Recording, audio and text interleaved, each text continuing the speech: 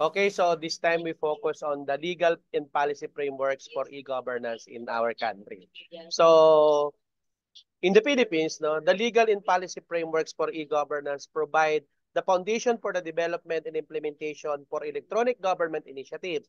And these frameworks encompass a range of laws, regulations, and policies aimed at promoting transparency, efficiency, and accountability in the government operations, while also protecting the rights and interests of the citizen. Uh, One of the key laws governing e-governance in the Philippines is the E-Commerce Act of 2000 or Republic Act number 8792, which provides the legal framework for electronic transactions and signatures. And the E-Commerce Act recognizes the validity and enforceability of electronic contact signatures and records, laying the groundwork for the adoption of digital technologies in government transaction and communication. Additionally, the Data Privacy Act of 2012, no, Republic Act number 10173, no, regulates the processing of personal information in both the public and private sectors, no, aiming to protect the privacy rights of individuals. The law establishes principles, no, of data protection and imposes obligations on organizations handling personal data, including government agencies involved in e-governance initiative. Uh, Furthermore, the Philippine Digital Transformation Strategy serves as the overarching policy framework for guiding the government's effort to harness digital technologies for development. Launched in 2019, the PDTS outlines strategic priorities and action plans to promote digital inclusion, innovation, and governance in the country, including initiative related to e-governance.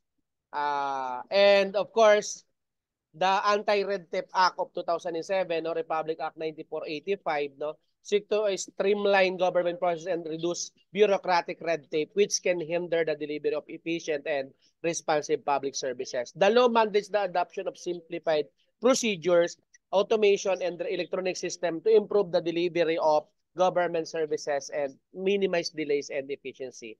And to give us more details about the topic, let us all welcome our presenter. Go ahead. Good afternoon po, classmates. Good afternoon, sir. So may I present to you the legal and policy framework for e-governance. So let us first talk about what is e-governance. So this was already introduced by the first presenter, but may I share that e-governance in general refers to the application of ICT to transform how government function and interact with citizens and business.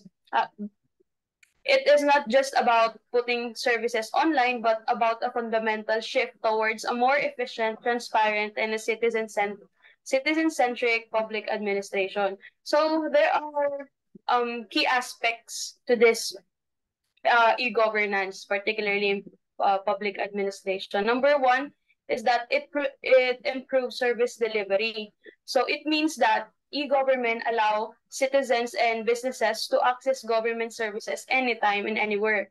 This can include things like applying for permits, paying filing complaints, or scheduling appointments. So it makes easier for the constituents to apply this with the help of e-governance. And also it increased efficiency by means of automating processes and workflows. E-government can streamline government operations and reduce administrative burdens. Next is that it enhances transparency, since e-government can make government information and data more accessible to the public, fostering now a much greater transparency and accountability. And also, we have the citizen participation, wherein e-government can create new avenues for citizen engagement and also allowing citizens to participate in decision-making processes and provide feedback on government services. Lastly, of course, there is a collaboration, since e-government can improve communication and collaboration between government agencies as well as between government and other stakeholders. So in general, the Philippines is currently embracing the digital age by establishing a legal framework for e-governance. So this means that utilizing information and communication technologies, or ICT, to transform how government functions and interacts with citizens and businesses. While still developing, the Philippines has made significant progress with several key laws and regulations in place. So here are those. These are the e-governance laws and regulations. So there is what we call the core of e-governance laws. So it basically these are the basis of the developing laws or e-governance laws. So that number one on our list is the RA 8792, the Electronic Commerce Act of 2000. So this is the foundation for e-governance in the Philippines. It recognizes the legal validity of electronic documents, contracts, and signatures. This allows electronic transactions with government agencies to have the same legal effect as the traditional paper-based transactions. For example, you could submit electronically signed application for permits or licenses. That's why the government, they now allow a computer-generated signature the because of this particular law. Number two, we have the RA 10173 or the Electronic Transactions Act of 2008. So for this act, it complements RA 8792 by focusing on the technical aspects of e-transactions because it sets standards for authentication, like verifying your identity, and security practices to ensure the validity and security of electronic transactions with government agencies. This now helps ensure the information you submit electronically is genuine and protected from unauthorized access. Number three, or last of the list of the core e-governance laws is the RA 10175 or the Data Privacy Act of 2012. We all know this kasi ito yung laging pinag-uusapan. So this law is crucial for e-government as it protects the privacy of your personal information collected electronically by government agencies.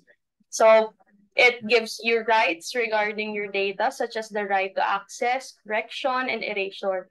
This ensures government agencies handle your personal information responsibly when you use e-government services. And also, since meron naman po tayong core e-governance laws, we also have this developing e-governance laws.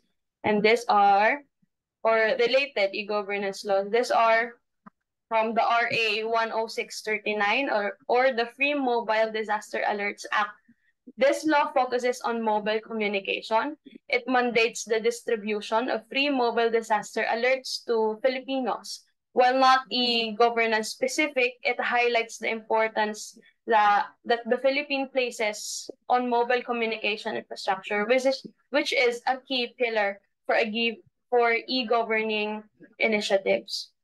Next is the RA 11202, the Mobile Number Portability Act. This law allows you to keep your mobile number even if you switch network providers. This can be indirectly beneficial for e-government as it can make it easier for citizens to access government services through their mobile phone regardless of their chosen network provider.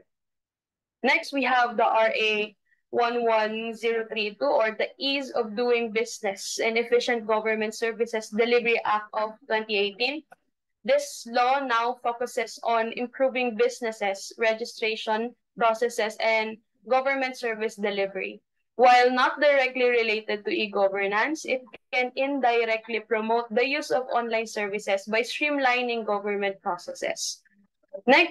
Last, we have the RA 11293 or the Philippine Innovation Act. Now, this law aims to create a supportive ecosystem for innovation in the Philippines. It can indirectly benefit the e-governance by fostering and development of new technologies and solutions that can be applied to e-government initiatives. And privacy, next we have the privacy and data protection consideration. Since we are transitioning to the tradition processes, we are now transitioning to e-governance, wherein we file processes or permits online. We have, of course, to know what is privacy and data protection considerations. So these are What is that? It is about a consideration or a set of principles and practices that organizations, including government agencies, involved in e-governance. And it must follow to ensure the responsible collection, handling, and use of personal information. So these considerations aim to strike a balance between the benefits of using data for e-government services and the right of individuals to privacy. So while we give them our personal information, of course, they are also responsible for handling properly or appropriately our personal informations.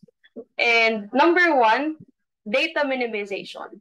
So this principle emphasizes collecting only the data necessary for a specific purpose. Government agencies should avoid collecting excessive personal information from citizens when offering e-government services.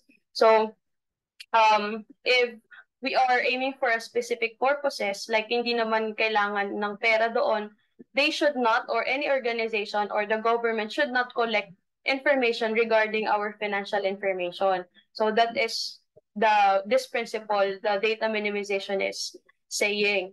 Next is the consent and notice. So citizens should be informed about what data is being collected, how it will be used, and who will have access to it. They should also have the option to consent or withhold consent for data collection. So this is just the government asking us the permission para i-collect nila yung certain information from us.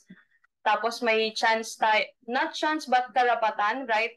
Natin na magsabi, no, I don't want that particular data or information to be collected. So that is another principle under the privacy and data protection consideration, the consent and notice. Next is the data security. So government agencies have a responsibility to implement appropriate security measures to protect personal data from unauthorized access, disclosure, alteration, or destruction.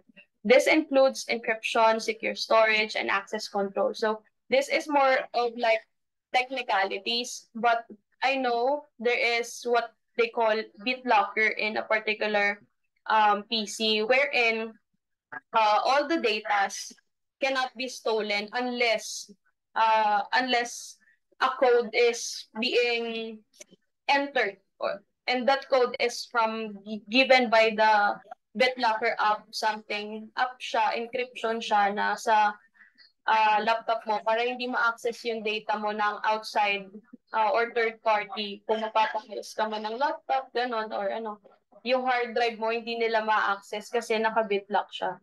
So, yun yung pwedeng maging way ng government na para yung informations natin or datas natin, personal informations rather, ay ma-protect against third party or kung sino man ang gagamit. Next is the data retention and disposal. So data should not be retained for longer than necessary to fulfill the purpose for which it was collected. Once the purpose is served, the data should be securely disposed of.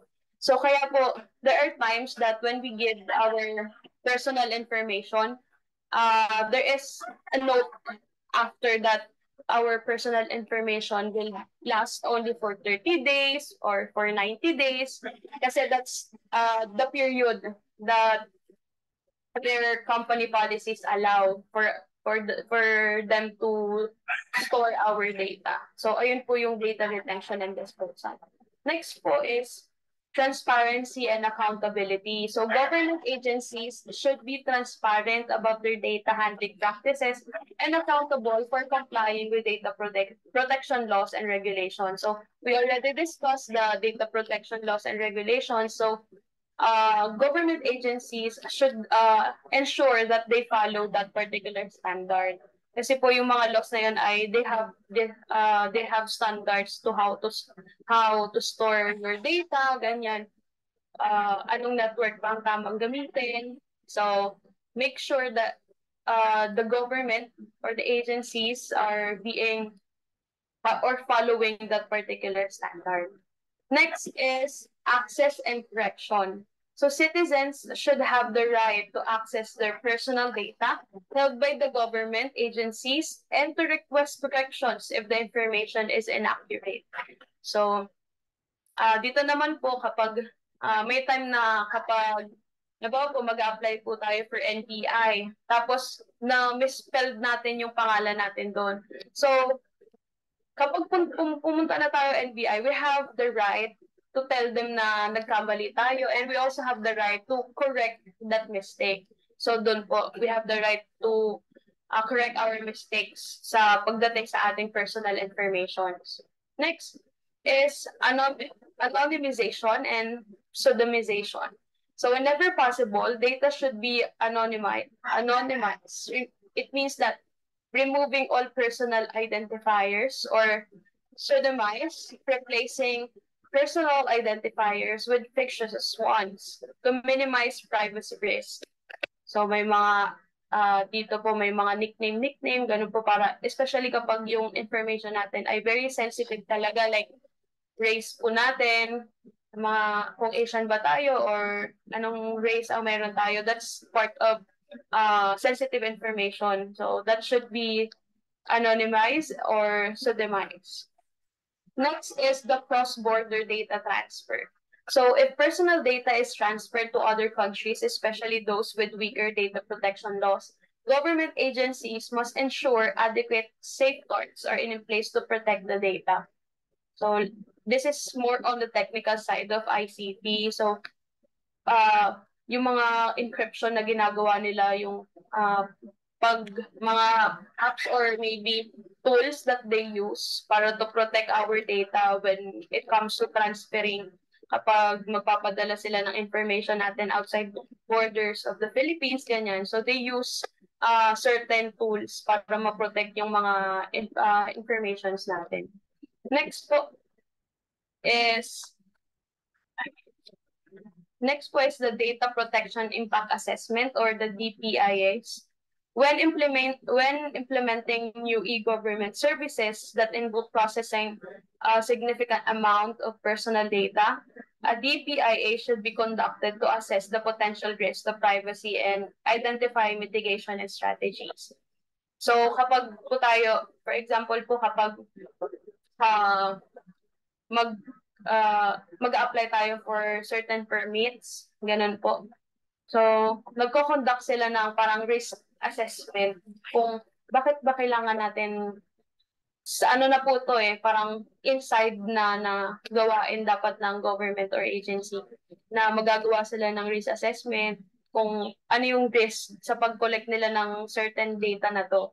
So, nagkakaroon nga po to ng assessment yung within their agency na kapag ba kinuha natin yung certain data na to, mapapahamak ba siya? So, nagkakaroon po rin ng certain assessments within the organization or the agency na mga nagko-collect ng data natin.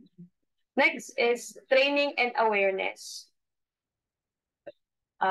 Training and awareness. So government employees involved in handling personal data should be trained on data protection principles and best practices. So ito po, it now involves people na nag-work in a certain organization or agencies. Kasi we cannot say na baka picturean nila kasi ipagkalat nila yung bank information mo, yung mga ganon. So our laws, e-governance laws and regulations have those certain risks na baka gawin ng mga tao. So that's why minimake sure natin na una pa lang dapat yung mga employees natin or yung mga civil servants natin ay dapat train sila to handle such risks, to handle such problem na kapag may nag-leak na information, what they will do. And of course, awareness na, ay, ito, nag-leak na pala yung information na to. So they should have been aware and trained at the same time. Next is the privacy by design. So e-government systems and services should be designed with privacy in mind from the outset. So this means considering privacy risk at every stage of development and implementing privacy-enhancing features. Yung privacy by design, it is more on technical na gagamit ulit sila ng tools just to protect or to encrypt your personal information na binibigay sa kanila mismo. So that's more on the ICT side na po and IT. Now, next topic, we have the ensuring inclusivity and accessibility in e-governance. So this basically means that e-governance, while offering numerous benefits, can potentially exclude certain segments of the population if not implemented with inclusivity and accessibility in mind.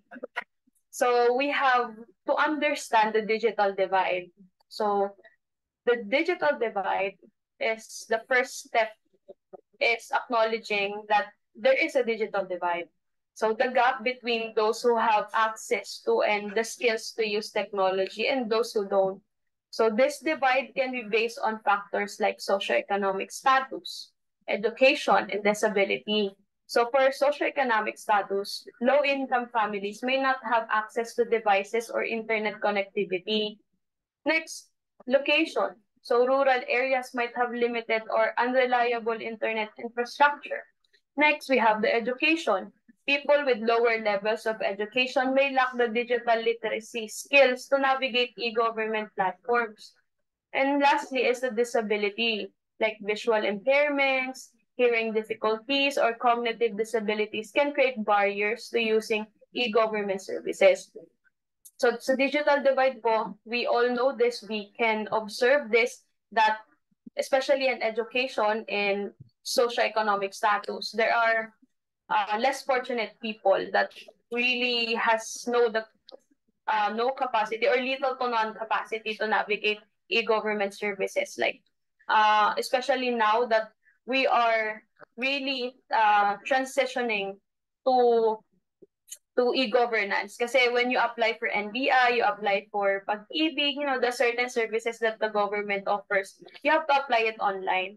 And we have to admit that there are certain people or population in the Philippines that are not yet being introduced to this kind of process kasi nga online. And also lalo na kapag nasa rural area, so internet signal is not really introduced pa.